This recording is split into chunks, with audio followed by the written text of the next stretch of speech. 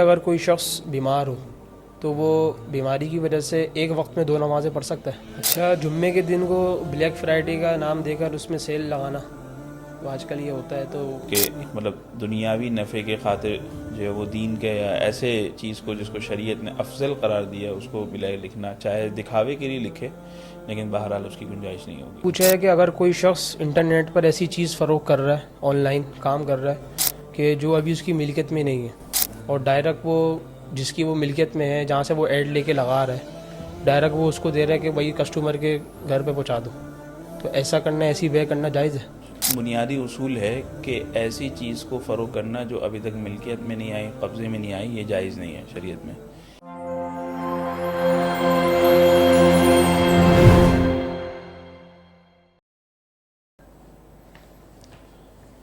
السلام علیکم ناظرین کرام، میں ہوں ودین الہی ارحمان اکیڈمی کے پروگرام آپ کے مسائل کے حل میں خوش آمدید۔ مسائل کے سلسلے میں آج ہمارے ساتھ مہمان گرامی موجود ہیں مفتی ابراہیم جمال صاحب۔ السلام علیکم ورحمۃ اللہ وبرکاتہ۔ وعلیکم السلام ورحمۃ اللہ۔ مفتی صاحب، پہلا سوال یہ ہے کہ اگر کوئی شخص بیمار ہو تو وہ بیماری کی وجہ سے ایک وقت میں 2 نمازیں پڑھ سکتا ہے؟ بسم اللہ الرحمن الرحیم۔ دیکھیں، بلا عذر کے قضا نماز کو قضا کرنا یہ جائز نہیں ہے، بلکہ کبیرہ گناہ ہے۔ لہذا اگر کوئی شخص بیمار ہو کہ بار بار جو ہے وضو کرنے یا بار بار اٹھنے کی سکت نہیں رکھتا تو اس کے لیے صورتاً جمع کر لے، حقیقتاً جمع نہیں کرے۔ صورتاً جمع کرنے کا مطلب یہ ہے کہ ایک نماز کو تھوڑا تاخیر کر دے اور دوسری نماز تھوڑا جلدی کر لیں۔ مثلا عصر کی نماز اور مغرب کی نماز ہے تو عصر کی نماز کو تھوڑا سا تاخیر کر دے، بالکل آخری وقت تک لے جائے، مطلب مغرب سے پہلے اور پھر 10 منٹ 15 منٹ انتظار کرے گا، مغرب کا وقت داخل ہو جائے گا اور پھر مغرب کا نماز پڑھ لے فوری طور پر۔ تو اس طریقے سے اگر کر لے، یا ظہر اور عصر کو اس طرح ساتھ کر لے اور مغرب اور عشاء کو، تو اس طریقے سے کر لے تو ٹھیک ہے، اس کی گنجائش ہوگی۔ اچھا، ایک سوال یہ ہے کہ اگر کوئی شخص بے وضو ہے یا عورت اپنے ناپاکی کے ایام میں ہے تو ایسی حالت میں قرآن کریم کے غلاف کو یا تفسیر کی کتاب کو ہاتھ لگانا جائز ہے؟ دیکھیں، ایسے کپڑے کے ساتھ ہاتھ لگانا کہ جو قرآن کریم کے ساتھ بالکل چپکا ہوا ہے تو اس کے ساتھ تو گنجائش نہیں ہے۔ البتہ کوئی الگ سے کپڑا ایسا ہے جو اوپر سے الگ سے ہے تو اس سے پکڑا جا سکتا ہے قرآن کریم کو۔ اور اسی طرح وہ تفسیر کی کتاب کے جس میں قرآن کریم کی آیات کم ہیں، تفسیر دوسری زبان مطلب ترجمہ اور تفسیر وغیرہ زیادہ ہے، تو اس کو ہاتھ لگا سکتے ہیں، بشرط یہ کہ قرآن کریم کی آیت پر ہاتھ نہ لگے، جہاں قرآن کریم کی آیت لکھی ہوئی ہے وہاں پر ہاتھ نہ لگے۔ اچھا، جمعے کے دن کو بلیک فرائیڈے کا نام دے کر اس میں سیل لگانا تو آج کل یہ ہوتا ہے تو یہ جائز ہے اس طرح کرنا؟ دیکھیں، یہ عیسائیوں کا ایک تہوار کی صورت ہوتی ہے، غیر مسلموں کا ایک تہوار کی صورت ہوتی ہے، تو اس لیے اس کو منانا، یا جمعہ کا جو مبارک دن ہے مسلمانوں کے ہاں جمعہ کا دن ایک عظیم دن شمار ہوتا ہے، دنوں کا سردار اس کو کہا گیا، افضل دن کہا گیا، تو اس لیے اس کو بلیک لکھنا تو یہ جو ہے وہ کیا ہے، بہرحال گنجائش نہیں ہوگی اور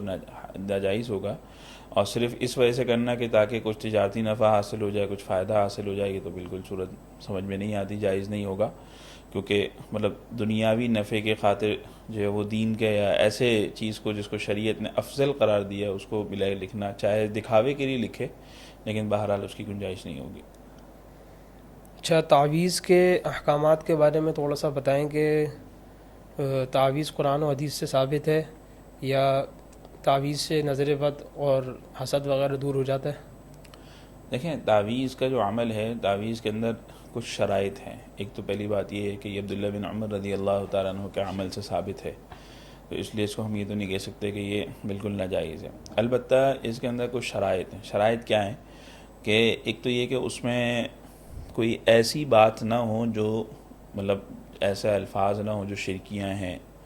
اسی طرح کوئی ایسے الفاظ بھی نہ ہوں جو مبہم شمار ہوں، جن کے معنی واضح نہ ہوں۔ البتہ قرآن کریم کی آیات یا حفاظت کی دعائیں یا اس طرح کی چیزیں لکھنا اور پھر اس کو جو ہے وہ کیا ہے لٹکا دینا بچے کے یا خود کے، تو اس کی گنجائش ہوگی۔ بہرحال اللہ کے حکم سے انشاءاللہ جس طرح دیگر انسان حفاظت کی دعائیں خود اپنے اوپر دم کرتا ہے، پڑھتا ہے تاکہ اللہ رب العزت اس کی حفاظت کریں، تو یہ بھی گویا حفاظت کا ایک ذریعہ ہوگا۔ بذات خود تعویذ کو حفاظت نہیں کر سکتا، تعویذ ایک ذریعہ ہوگا گویا حفاظت کا اللہ کے حکم سے، تو اس لیے اس کی گنجائش ہوگی، کوئی حرج کی بات نہیں ہے۔ اچھا، آج کل کیا افضل ہوگا، کیونکہ تعویذ کو ایک ایسا ضروری سمجھا جاتا ہے بعض اوقات، کہ خود پڑھنا افضل ہے یا تعویذ؟ دیکھیں سب سے بنیادی چیز تو تعویذ کا حکم تو یہ ہے کہ تعویذ عموماً بچوں کو سب سے زیادہ ترجیحاً بچوں کو لٹکایا جاتا ہے کہ وہ بچے لامحالہ وہ نہیں پڑھ سکتے حفاظت کی دعائیں وغیرہ، اور اسی طرح بندہ بھی خود بھی بڑا بھی کر سکتا ہے، یہ مطلب نہیں ہے کہ بڑا نہیں کر سکتا، لیکن اس سے بڑھ کر صرف تعویذ پر ہی دار و مدار اپنے آپ کو رکھ لینا یہ تو کوئی شریعت میں عمل مطلوب نہیں ہے، بلکہ ہاں ٹھیک ہے وہ بھی ایک حفاظت کا ذریعہ ہوگی، لیکن اس کے علاوہ صبح شام کی دعائیں اور حفاظت کی جو دعائیں ہیں ان کا اہتمام اس سے زیادہ ضروری ہے۔ اچھا، ایک سوال یہ پوچھا ہے کہ زکوٰۃ کے پیسوں سے کسی جگہ کی تعمیر کروانا یا کوئی مشینری خرید کے دے دی تو ایسا کرنا درست ہے زکوٰۃ کے پیسوں سے؟ دیکھیں زکوٰۃ کے اندر بنیادی چیز ہے کہ کسی کو مالک بنایا جائے، زکوٰۃ اس کے بغیر ادا ہی نہیں ہوتی جب تک کسی کو مالک نہ بنایا جائے، لہٰذا زکوٰۃ کے پیسوں سے مسجد تعمیر کرنا، ہسپتال تعمیر کرنا، مدرسہ تعمیر کرنا، یہ ساری تعمیراتی کام کی اجازت نہیں ہوگی، اس لیے کہ وہاں کوئی مالک نہیں بن سکتا۔ البتہ کسی بیمار کی براہ راست مدد کی جا سکتی ہے زکوٰۃ کی رقم سے، جبکہ وہ مستحق کی زکوٰۃ ہو، اس میں کوئی حرج کی بات نہیں ہے۔ اچھا، ایک مسئلہ نماز سے متعلق پوچھا ہے کہ اگر جماعت ہو رہی ہو، امام صاحب رکوع میں چلے گئے اور کوئی شخص پیچھے سے آیا اور اس نے تکبیر تحریمہ کہہ کر ہاتھ اٹھایا اور ہاتھ باندھے نہیں، ڈائریکٹ وہ رکوع میں چلا گیا، تو وہ اس کو رکعت یعنی اس نے قیام نہیں کیا یا ہو گیا قیام، اس کے بارے میں کیا ہے شرعی مسئلہ؟ دیکھیں اگر ایک لمحے کے لیے بھی قیام ہو جائے تو یہ کافی ہے، مطلب یہ کوئی ضروری نہیں ہے کہ باقاعدہ تکبیر تحریمہ کہنے کے بعد ہاتھ باندھے جائیں اور قیام کیا جائے، یہ کوئی ضروری نہیں ہے، بلکہ تکبیر تحریمہ کہنے کے بعد ایک لمحے کے لیے بھی اگر قیام ہو جائے تو یہ کافی ہے۔ لیکن اگر کوئی شخص رکوع میں جاتے ہوئے تکبیر تحریمہ کہہ رہا ہے تو بہرحال پھر یہ جائز نہیں ہوگا، اس کی اجازت نہیں ہوگی، یعنی گویا نماز پھر نہیں ہوگی، یعنی کسی نے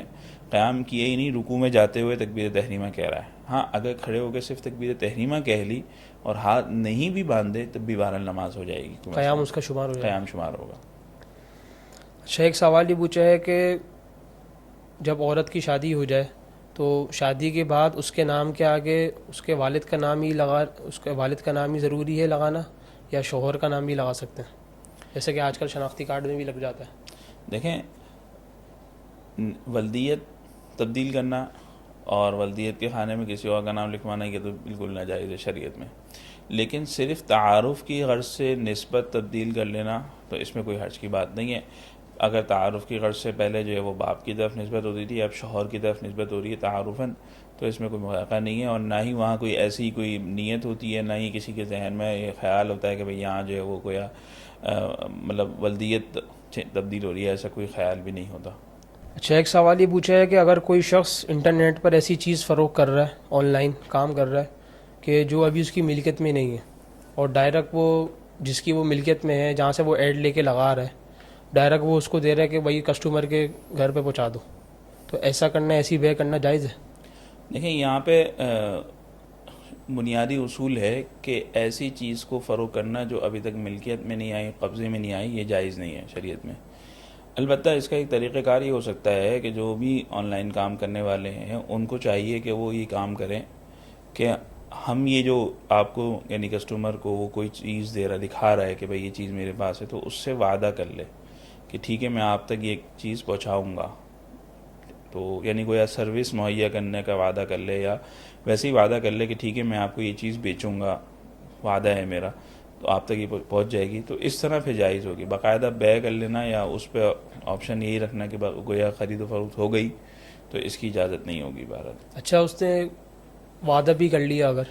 تو ڈائریکٹ دکاندار کو وہ بول سکتا ہے کہ اس کے گھر میں پہنچا دو، یا خود پہنچانا ضروری ہوگا اس سے قبضے میں لے کے؟ اس میں کوئی حرج نہیں، گویا اس نے دکاندار کو وکیل بنا دیا کہ تم میری طرف سے اس کسٹمر تک یہ چیز پہنچا دو، تو اس میں کوئی حرج کی بات نہیں ہو سکتا ہے، جائز ہوگا؟ جائز۔ اچھا، ایک سوال یہ پوچھا ہے کہ اگر کوئی شخص اپنی زکوٰۃ یا فطرانہ وغیرہ اپنی غریب بیٹی کو دے رہا ہے جو شادی شدہ ہے، تو ایسا کرنا جائز ہے؟ دیکھیں صدقات واجبہ اور اسی طرح زکوٰۃ، فطرانہ، یہ ساری چیزیں کسی بھی یعنی اپنی اولاد کو نہیں دی جا سکتی، چاہے وہ اولاد مستحق زکوٰۃ ہو یا نہ ہو، اسی طرح چاہے وہ شادی شدہ ہو یا غیر شادی شدہ ہو، اس سے کوئی فرق نہیں پڑتا، بہرحال اس کو نہیں دی جا سکتی اپنی اولاد کو۔ اسی طرح کوئی اولاد بھی اپنے ماں باپ کو جو ہے وہ زکوٰۃ نہیں دے سکتی۔ ٹھیک ہے، جزاک اللہ۔ اچھا، ایک سوال یہ پوچھا ہے کہ کاروباری شراکت میں ایک شخص نے پیسہ لگایا اور دوسرے نے جگہ تیار کر کے پورا سیٹ اپ اس کو لگا کے دے دیا، تو نقصان ہونے پر کس طرح سے کیا اس کو تقسیم کیا جائے گا، کس کا ذمہ ہوگا؟ دیکھیں یعنی صورت یہ بن رہی ہے کہ ایک شخص کا مال ہے، ایک شخص کا پیسہ ہے اور دوسرے شخص کا کام ہے. تو اب اگر اس کاروبار میں آگے جا کے نقصان ہوتا ہے تو اگر ابتداءً کچھ نفع ہوا تھا تو پہلے نقصان کو اس نفع میں سے ہی پورا کیا جائے گا، اور اگر نفع ہوا ہی نہیں، مطلقاً جتنا پیسہ لگایا تھا اس میں سے آدھا ڈوب گیا یا کچھ حصہ ختم ہو گیا، تو جس کا پیسہ لگا تھا اسی کا نقصان شمار کیا جائے گا. کیونکہ یہاں گویا دو چیزیں ہیں، ایک مال اور ایک محنت. تو لامحالہ جو کام کرنے والا ہے اس کی محنت بھی ضائع گئی، تو جو مال لگانے والا ہے اس کا بھی مال ضائع ہوگا اگر کچھ نقصان نفع سے زیادہ بڑھ جاتا ہے تو. جزاک اللہ مفتی صاحب، وقت دینے کا شکریہ. اجازت چاہوں گا. اللہ تعالی ہم سب کو مسائل سمجھ کر اس پر عمل کرنے کی توفیق عطا فرمائے. السلام علیکم ورحمۃ اللہ وبرکاتہ.